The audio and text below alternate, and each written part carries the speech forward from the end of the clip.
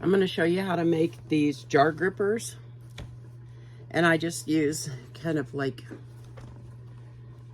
sometimes I use solid pieces on the back, but most of the time I just use my scraps and stuff.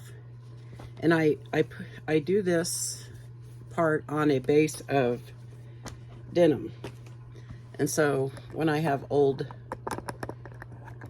jeans, this is what I do. I'm going to cut this one off so I can use it. And it's pretty obvious that's not going to be a good thing to use. So I'm just going to split it open so I can lay it flat. And I'm not going to worry about trying to save any of this because it's pretty bad. So what I do is I lay it open like that. And then I decide what size square I want to use for it.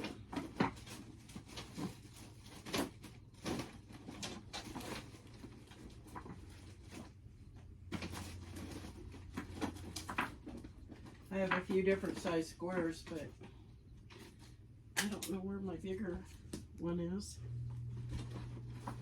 Should have grabbed it. Oh, there it is. Okay.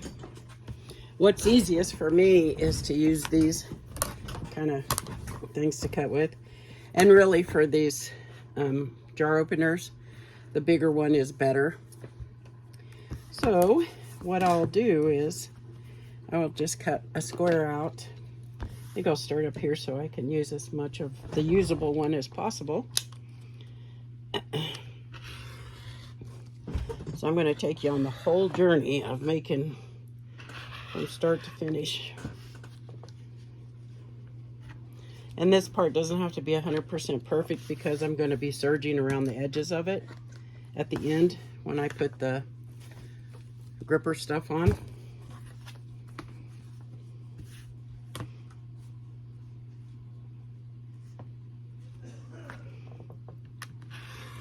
Alright, so there's my square of denim. And then I use, this is kind of weird. I don't know why this is like this. This shelf liner, they kind of made it weird. Anyway, I'm going to cut the same size shelf liner that I did of the denim.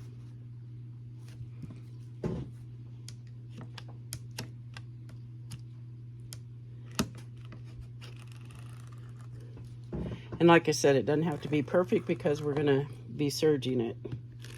But get, you know, sort of a general, close to the size you're going to be doing.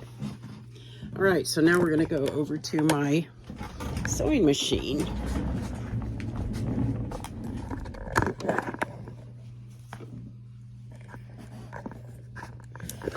I don't edit, so you're just stuck with what it looks like. All right, so I have a bunch of scraps here. So the first thing I'm going to do is decide which scrap I want to start with. So I guess I'll start with this one. And do I want to go straight or crooked or whatever? So I'm going to get my machine set the way I want it. And I think I'll do straight this time.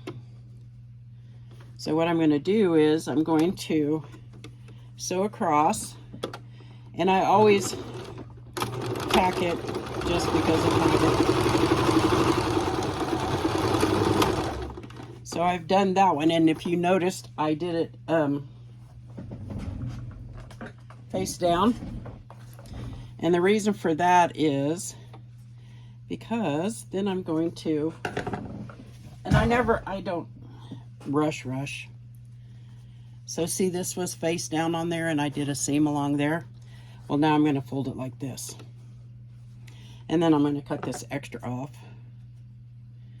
And I'm going to throw this over here because I don't want to use that same color again. And then I'm going to grab another piece of fabric. I'm going to go ahead and cut that off. And I don't care if there's a salvage there or whatever. This is a scrap project. So my next piece, I lay face down as well and match up the seams here. And I'm going to make another seam here.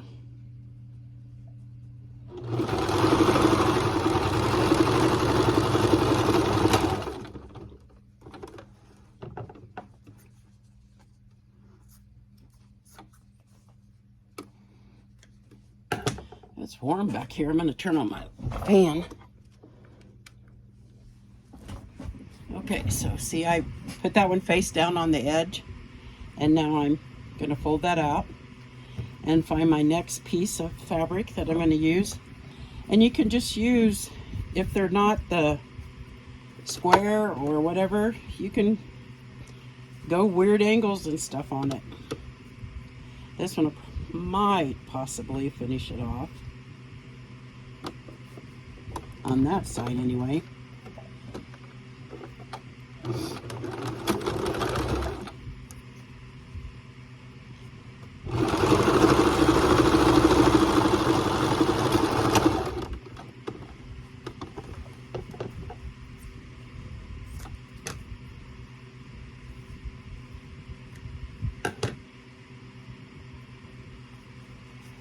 Okay, so that one was enough to get me to the edge over there. So now I'm going to work the other way. So I'll find me another piece of fabric. And it could be, you know, wide strips, skinny strips, whatever. This is a scrap thing. I think it's a perfect scrap buster.